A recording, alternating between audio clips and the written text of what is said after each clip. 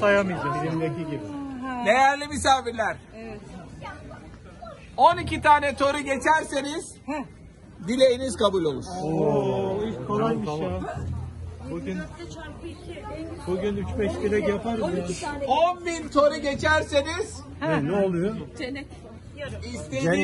istediğiniz Japon'la evlenirsiniz. Hemen 15 tur yapıyorum ben. Bize Gayshin yeter ya. Bir Gayshin vermem için kaçtı. Gayshin mi?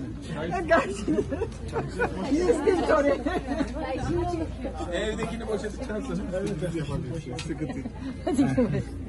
Yoksa yapacak bir şey yok. Şimdi şaka bir tarafa.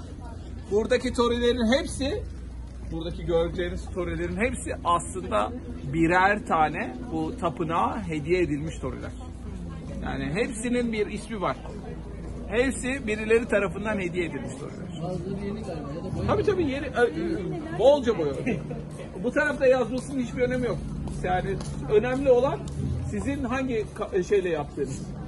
Burada 10.000'in üzerinde tori var. Sizin 10.000'in üzerinde toriyi görme şansınız zaten yok. Ha? Yani hiçbir şekilde yok.